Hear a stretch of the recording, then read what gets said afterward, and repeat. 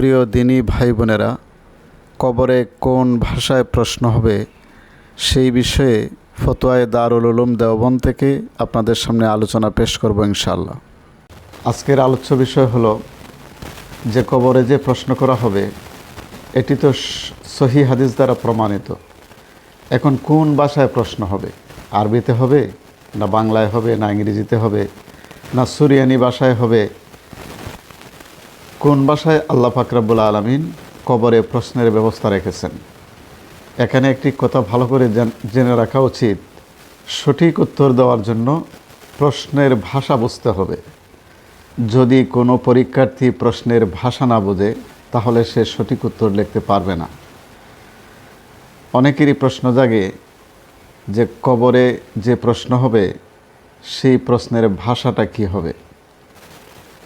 কবরে যে 3টি প্রশ্ন হবে সেই ব্যাপারে সহিহ হাদিসে উল্লেখ আছে যে মানুষকে কবরে রাখার সাথে সাথেই 2 জন ফেরেশতা এসে তাকে উঠাবেন এবং 3টি প্রশ্ন করবেন। 1 নম্বর প্রশ্ন হবে মার রাব্বুকা, 2 নম্বর প্রশ্ন হবে ওয়ামা দীনুকা, 3 নম্বর প্রশ্ন হবে মা হাজা রাজুলুল্লাজি বয়সা ফিকুম। রাসূল করিম সাল্লাল্লাহু আলাইহি ওয়াসাল্লামকে দেখানো হবে এবং বলা হবে যে উনি কে। এই 3টি প্রশ্নের সঠিক উত্তরের মাধ্যমেই একজন মানুষ পরকালীন সফলতা লাভ করবে। সুপ্রিয় দিনী ভাই বোনেরা, তো কবরের প্রশ্ন কোন ভাষাতে হবে, তো এই ব্যাপারে কোরআন ও হাদিস এবং বিভিন্ন কিতাবাদি অধ্যয়ন করে আমি যে কথাটি সুস্পষ্টভাবে বুঝতে পেরেছি সেই সঠিক কথাগুলি আজকে আপনাদের সামনে তুলে ধরব। এতে আপনাদের মনের অনেক প্রশ্নের জবাব পাবেন ইনশাআল্লাহ। 1 নম্বর কথা হলো যে মানুষকে কবরে রাখার পরেই যে প্রশ্ন করা হবে, হাদিসের বাহ্যিক অর্থের দ্বারা বোঝা যায় যে মানুষকে আরবি ভাষায় প্রশ্ন করা হবে। এটা গেল 1 নম্বর কথা। 2 নম্বর কথা, কোনো কোনো কিতাবে বলা হয়েছে যে মানুষকে তার নিজ নিজ ভাষায় প্রশ্ন করা হবে, কারণ আল্লাহ পাক রব্বুল আলামিন কোনো মানুষের উপরে বেইনসাফি করবেন না। যদি সে তার প্রশ্নই বুঝতে না পারে তাহলে উত্তর কি দিবে? সেই জন্য কোনো কোনো কিতাবে লেখা হয়েছে যে মানুষকে তার নিজ নিজ ভাষাতেই প্রশ্ন করা হবে।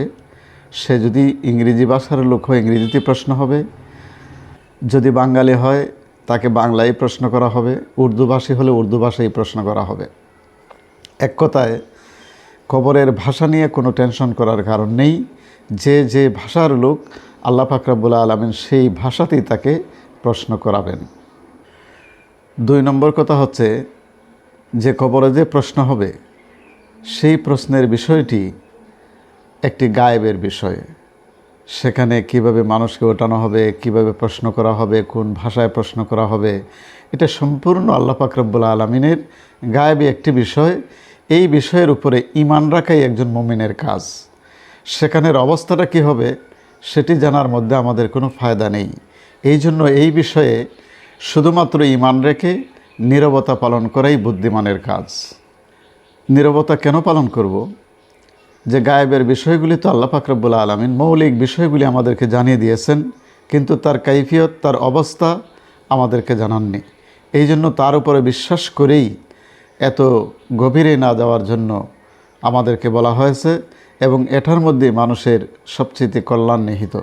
এই নিয়ে আপনি বেশি জানার চেষ্টা না করাটাই উচিত। 3 নম্বর বিষয় হলো আল্লাহ পাক রব্বুল আলামিন কবরের মধ্যে যে ভাষাতেই প্রশ্ন করুন না কেন সেই ভাষা বোঝার জন্য আল্লাহ পাক রব্বুল আলামিন মানুষকে তৌফিক দিবেন। আল্লাহ হচ্ছেন কাদিরে মতলাক। আল্লাহ যে কোনো ভাষায় প্রশ্ন করে মানুষকে বোঝানোর ক্ষমতা দিবেন।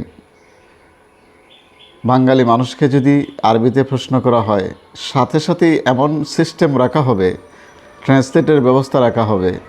যদি একজন বাঙালিকে প্রশ্ন করা হয় তাহলে এমন ব্যবস্থা আল্লাহ পাক রব্বুল আলামিন রাখবেন যাতে সে প্রশ্নের ভাষা বুঝতে পারে। আল্লাহ কাদিরে মতলক, যে কোনো ভাষা বুঝাই দেওয়ার ক্ষমতা আল্লাহ পাক রব্বুল আলামিনের আছে। সেজন্য এই বিষয়টি নিয়ে আমাদের এত চিন্তার কোনো কারণ নেই। আমাদের চিন্তার কারণ সেটি হলো আমরা যেন সঠিক উত্তর দিতে পারি, সেই উত্তরগুলি জেনে যাওয়া এবং সেই অনুপাতে দুনিয়াতে আমল করাই হচ্ছে একজন মুমিন মুসলমানের কাজ। এবার আসুন, যে রাসূলকে যখন দেখানো হবে তার আগে দুইটি প্রশ্ন হবে, মার রাব্বুকা, তোমার রবকে? এর উত্তর হলো রাব্বি আল্লাহ, আল্লাহ আমার রব। ওমা দীনুকা, তোমার দিন কি ছিল, তোমার ধর্ম কি ছিল? এর জবাব হলো দিন ইয়াল ইসলাম, আমার ধর্ম ছিল ইসলাম। এরপরে রসুলকে দেখানো হবে, বলা হবে যে উনি কে, ওনার সম্পর্কে তোমার আকীদা কী ছিল? এর জবাব হবে হাজা নবিয়ুনা মুহাম্মাদুন সাল্লাল্লাহু আলাইহি ওয়াসাল্লাম, তিনি আমাদের নবী মুহাম্মদুর রাসূলুল্লাহ সাল্লাল্লাহু আলাইহি ওয়াসাল্লাম। এইটি হচ্ছে সঠিক জবাব। আর যারা দুনিয়াতে দ্বীনের উপর চলবে না, কোরআন ও হাদিসকে অবজ্ঞা করে চলবে, তারা এই তিনটি প্রশ্নের জবাব দিতে পারবে না। এই তিনটি প্রশ্নের জবাবেই তারা বলবে হা হু লা আদরি, আমি কিচ্ছু জানি না, আমি কিচ্ছু জানি না। সুপ্রিয় দিনী ভাই বোনেরা, এই ছিল আজকের আলোচনা। কবরের ভাষা আরবিও হতে পারে, বাংলাও হতে পারে, ইংলিশও হতে পারে, অথবা আরবিতেও যদি হয়, ইংরেজিতেও যদি হয়, আল্লাহ পাক রব্বুল আলামিন প্রত্যেক মানুষকেই সেই ভাষা বোঝার তৌফিক দিবেন, সে প্রশ্নে বুঝতে পারবে এবং উত্তর দিতে পারবে।